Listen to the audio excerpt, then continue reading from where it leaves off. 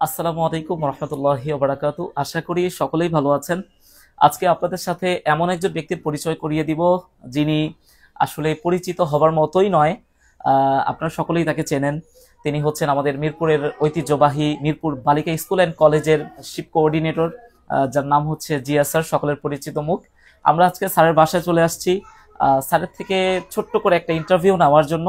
স্যারের সন্তান আসলে আমাদের আফরা একাডেমিতেই পড়াশোনা করছেন।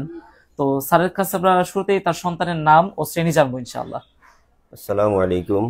সম্মানিত শ্রোতা দর্শকবৃন্দ, আমার সন্তানের নাম মোহাম্মদ ইহসানুল হক।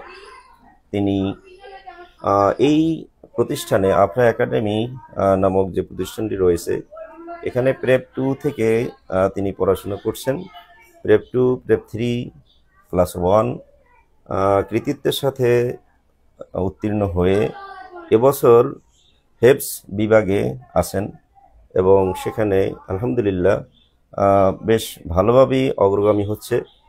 ইতিমধ্যে এই বছরের শুরুতেই হেবসে অংশগ্রহণ করে ইতিমধ্যে 3 পারা তার মুখস্থ হয়ে গেছে আলহামদুলিল্লাহ। যাক আলহামদুলিল্লাহ। কতদিনের সময় লাগছে তার জন্য? এই 3 পারা কমপ্লিট করতে এই বছর শুরুতেই আমি দিয়েছি তাকে মানে হেবস এই বিভাগে। বছর থেকেই শুরু এই করছে? বছর থেকেই শুরু করেছে হেবস। এর আগে নাজরা পড়েছে।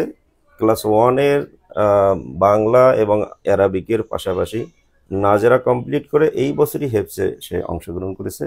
তো সকাল 5:30 আমি দিয়ে আসি, রাত 9টায় নিয়ে আসি।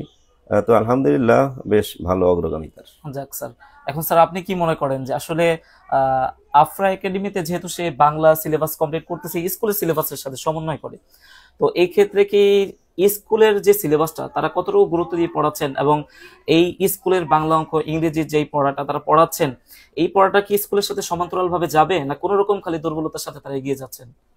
না, আমি তো ছেলেকে ক্লাস 1 পর্যন্ত ক্লাস 1 পর্যন্তই আমি তাকে বাংলা, ইংরেজি এবং আরবি এগুলো পড়িয়েছি, তাতে কোনো ঘাটতি লক্ষ্য করিনি। আলহামদুলিল্লাহ সবগুলোই সে ভালোভাবে ওভারকাম করেছে।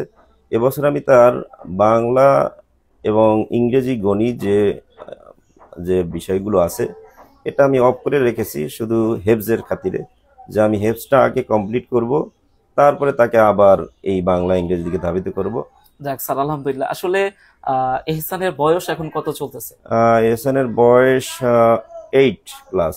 আচ্ছা, 8 বছর। 8 বছর। স্যার সামথিং দেখা যায় যে 8 বছরের এই বাচ্চারা স্কুলে কিন্ডারগার্টেন গুলোতে যখন পড়াশোনা করতেছে, তারা তো স্কুলের পড়াগুলো আদায় করতেই তাদের সময় ব্যয় হয়ে যাচ্ছে, পাশাপাশি অ্যারাবিকে তাদের খুব একটা সময় দেওয়াটা হয় না।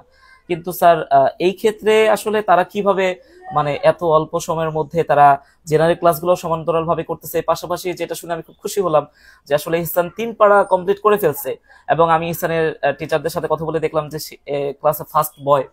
তো এই ক্ষেত্রে স্যার আপনি বিষয়টা কিভাবে দেখেন, যে আসলে এইটা টিচাররা কতটুকু গুরুত্বের সাথে তাদেরকে পড়াচ্ছেন, এবং আফরা একাডেমির এখানে কতটা অবদান রয়েছে? আলহামদুলিল্লাহ, আসলে আফরা একাডেমির শুরু থেকে আমি এখানে যখন প্রতিষ্ঠা হয়েছে তখন থেকে আমি দেখছি, লক্ষ্য করছি এখানকার শৃঙ্খলা। আমি ছেলেকে ভর্তি করার আগে আমি আরো দু একটা প্রতিষ্ঠান যাচাই করেছি, দেখেছি। তো আমি দেখলাম এখানে সিলেবাস, কারিকুলাম এবং শিক্ষকদের আন্তরিকতা। বেশ কয়েকবার ভর্তির আগে আমি কয়েকবার গিয়েছি, যে মোহতারাম আপনাদের নাহিদ সাহেব, তার সাথে কথা বলছি। দেখলাম যে অন্যান্য প্রতিষ্ঠানের চেয়ে এখানে শৃঙ্খলাগত দিক দিয়ে এবং পড়ার মানগত দিক দিয়ে আমার কাছে ভালো লেগেছে। এজন্য আমি তাকে এখানে ভর্তি করিয়েছি। পাশাপাশি নৈতিকতার দিকটা বেশ জোরালো। আমি গর্বের সাথেই বলতে পারি, ছেলেটি গত 3 বছরে আমার মনে হয় কোনো নামাজ কামাই গেছে কিনা সন্দেহ। যাক মাশাআল্লাহ। তো আজানের সাথে সাথেই বাসায় থাকলেও আমার উঠতে দেরি হলো, একা একা আজানের সাথে সাথে নামাজ পড়ে ফেলে।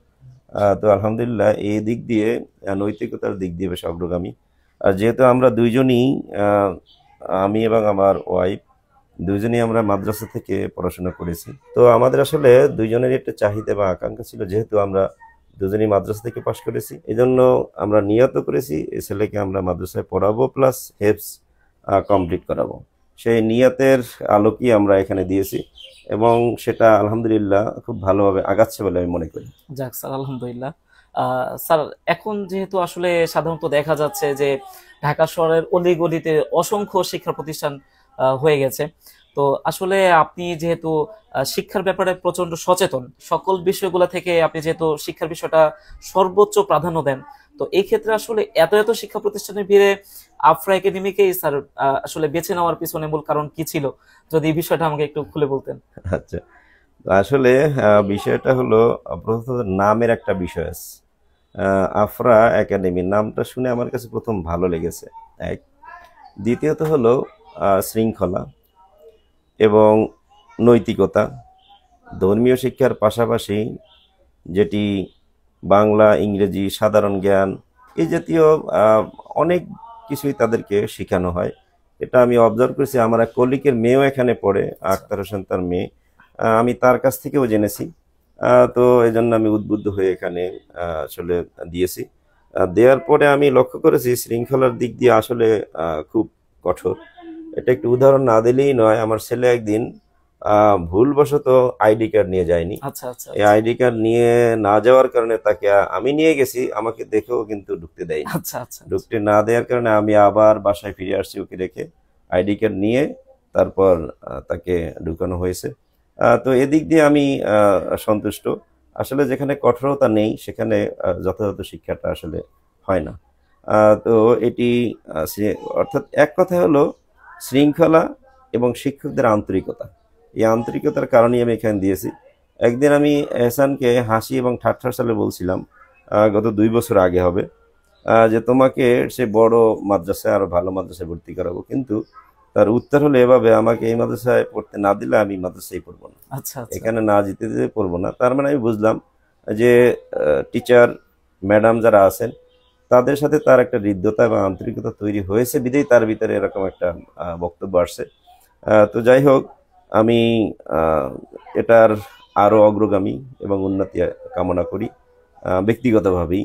কিন্তু আমি চাই এটি আরো প্রসারিত হোক, যাক, সম্প্রসারিত হোক। আলহামদুলিল্লাহ, আমরাও সেই আশা কামনা করি।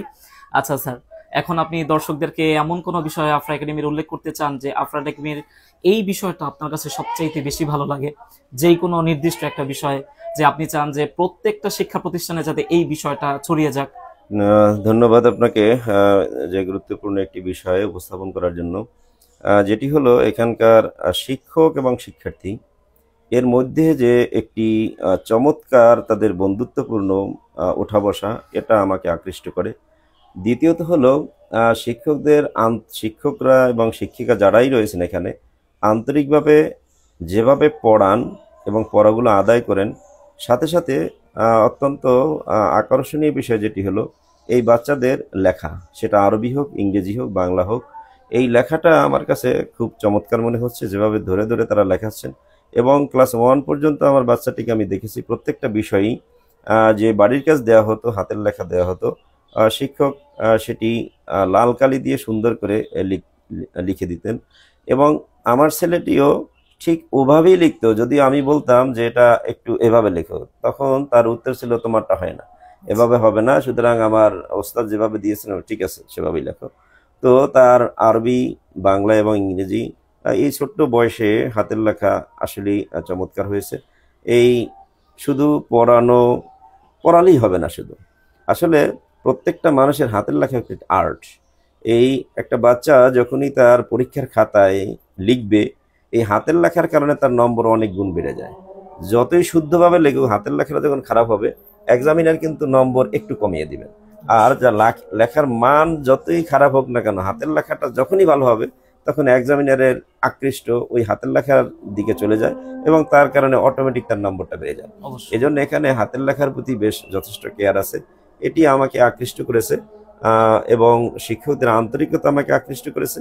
তো আমি আশা করব এর মাধ্যমে এই প্রতিষ্ঠানে যারা ভর্তি হবে আগামী সেশনে, আমি আশা করব এখানে বাচ্চাদেরকে নিশ্চিন্তে নির্দ্বিধায় ভর্তি করিয়ে দেন, তাহলে আপনার জীবনে একটি স্বর্ণের টুকরা হয়ে আসবে, এই আশাবাদ আমি ব্যক্ত করি। তাহলে কি স্যার আপনি মনে করেন যে আসলে আপনার এই কথোপকথন থেকে নতুন অভিভাবক যারা এই ভিডিওটা দেখবেন, অথবা নতুন যারা আছেন, এলাকাবাসী যারা আছেন, তারা কি তাদের সন্তানদেরকে চোখ বুঝে নির্দ্বিধায় আফরা একাডেমিকে বেছে নিতে পারেন? আমার মনে হয় এটা নির্দ্বিধায় বেছে নিতে পারেন। তারপরও আমার এই ভিডিও দেখে যদি আপনাদের ভালো লাগে, আপনারা যাচাই করতে পারেন এই যাচাই করতে প্রতিষ্ঠানে পারেন এসে।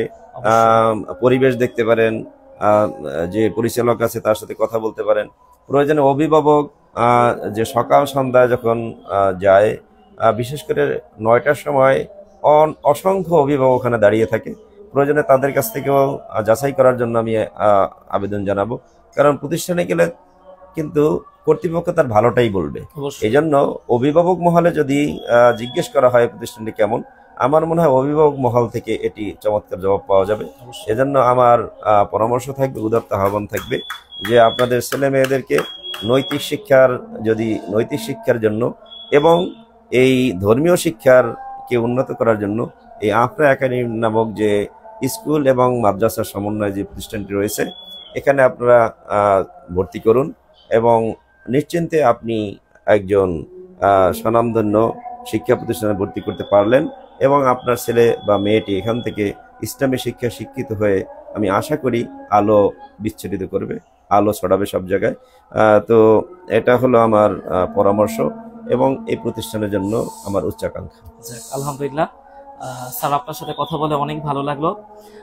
সম্মানিত দর্শক যারা ভিডিওটা দেখতেছিলেন, আসলে বলার মতো কোনো ভাষাই নেই।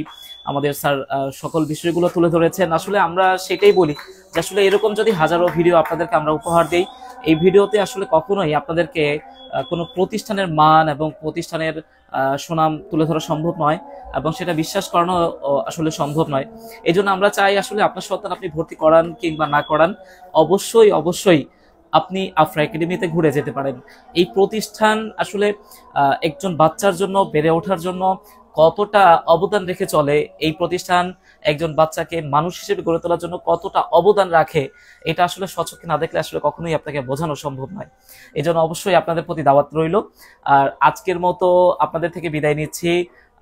সকলের মঙ্গল কামনা করি।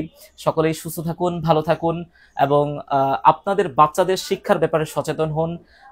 আজকের মতো বিদায় নিচ্ছি। আমি আবু সুফিয়ান। আসসালামু আলাইকুম ওয়া রাহমাতুল্লাহি ওয়া বারাকাতুহু।